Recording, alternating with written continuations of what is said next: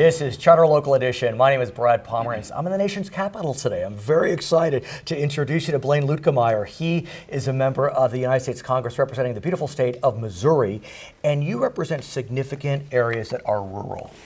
And as a result, a lot of beauty, rivers and lakes and streams. And so there's been some concern amongst your constituents and others about an EPA effort to redefine what's known as the waters of the United States. Talk to us most generally about it, and then we can get into some specifics. Sure.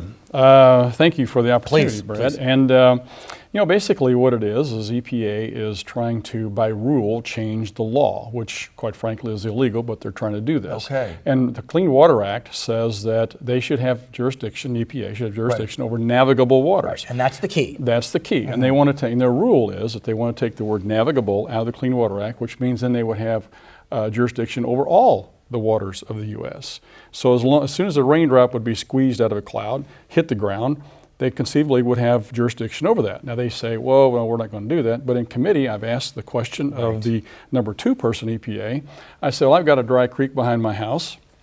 It takes a 5-inch rain to have water run down the creek. But I said, there is a creek there.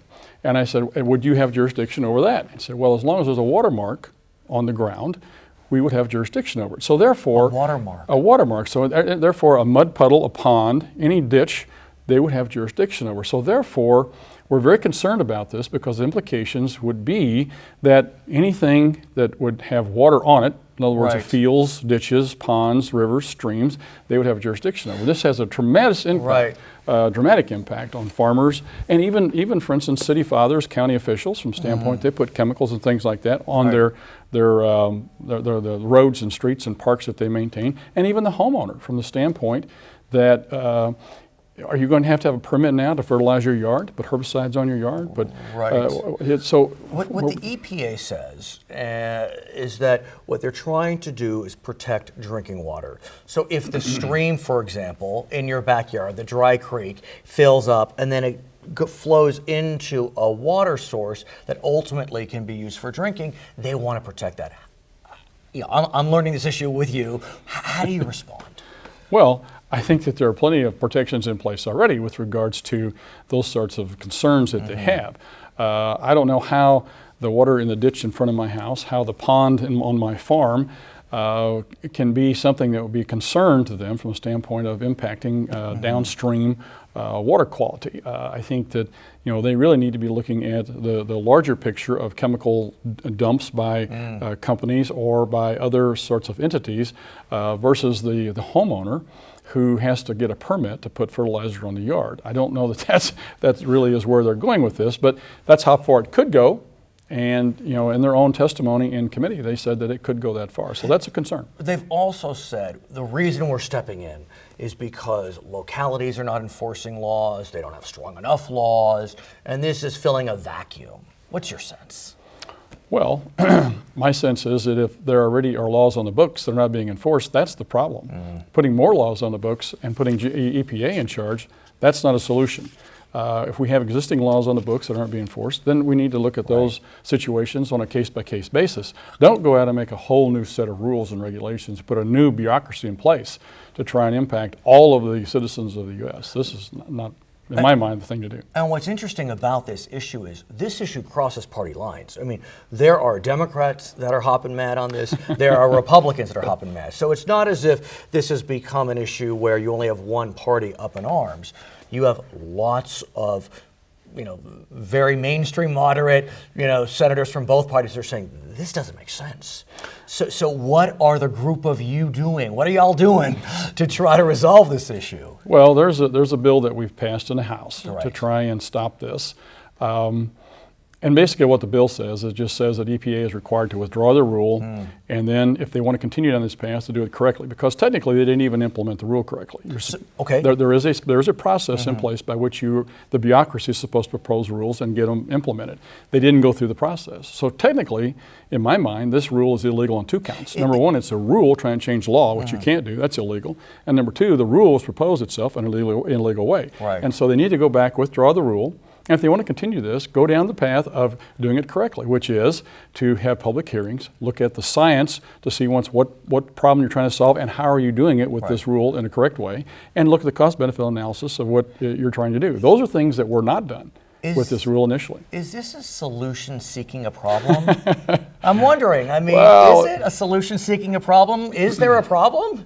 I don't know. That to me is the general consensus of many things going on in the bureaucracy today. That we Or in work with Congress, as you joked. And so Right. I think that, to me, this is the case. You just pointed out a minute ago that you got some rules and regulations perhaps aren't being enforced. Right. Let's go back and do that. Let's enforce those. And if you still have a problem, then come back to us. But again, this proposal was not put in place correctly to let us know, number one, what the problem is and what your solution is based on sound science, and what the cost-benefit analysis of this thing would be. And without those things, it's really difficult to put together a good solution to a problem that we really haven't perfectly identified. So what are your friends in the Senate doing? You said the House has acted. Have your friends in the Senate acted yet? Well, that's a really big term there when you said friends in the Senate. Well, I use it in a way just to suggest that we're all... They're colleagues over there, but they certainly sometimes stretch our friendship a little bit. But we're hopeful that they take it up. It's as you pointed out, Brad, it's a bipartisan issue that I think we've got a lot of support on both sides of the aisle. The Senate, it's very difficult to get floor time because of all the different things that go on and the structure of their body over there. So we're hopeful that this gets some floor time. If not, that it gets put onto existing bills somewhere. I mean, since it's bipartisan, you got to get 60 votes to get anything really handled in the Senate. I mean, they'll have it. When you look at the bipartisan nature of the companion bill. Right. I think there's an opportunity there. I think that at some point it'll get done. But Is we'll it see. worth engaging with the administration? Because in the end, this is an administrative action. I mean, Sure. Is that worth it, or you just got to work through the legislative branch? Well, I think you'll work through the legislative branch, and then you see where the president's at. I think when you see the overwhelming bipartisan support and all the different groups out there, this isn't liberal, conservative, Democrat, Republican. I mean, this is across the spectrum. Right. I think you get that sort of support and put a bill on the desk of the president that has that sort of bipartisan, wide-bodied support. I think you'll go Sir, along. you've also expressed some concern about overreach by a different federal agency, and this is the FDIC, the Federal Deposit Insurance Corporation.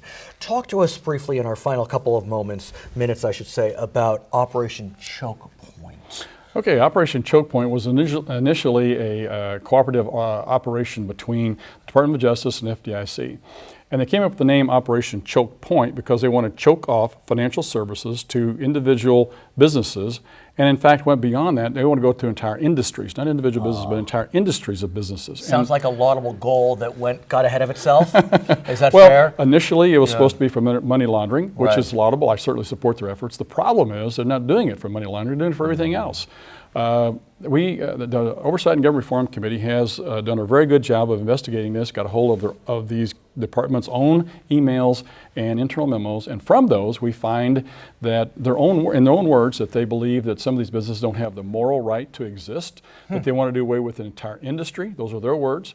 So obviously there is more than just a legality problem here. This is a situation where they're going after legal businesses doing legal business based on their own value system and their own political bent, and they admit in these emails, there's a discussion within each agency, Department of Justice and FDIC, their own legal departments debate among themselves whether they actually are doing this in a legal way. So what can Congress do? Well, what we're trying to do, we talk to them and try to get them to stop the nonsense. We have been able to get the FDIC to put in place new protocols that stop this. But we also have a bill. I have offered a bill that does this. They took my protocols that I put in my bill and they put it in place. The bill will have a hearing this week. Hopefully it'll be voted out and be moved on. And we've also defunded it in the DOJ bill. There you have it. He's Blaine Luetkemeyer. He is a member of the U.S. Congress from Missouri. I'm Brad Pomerance. It's Local Edition.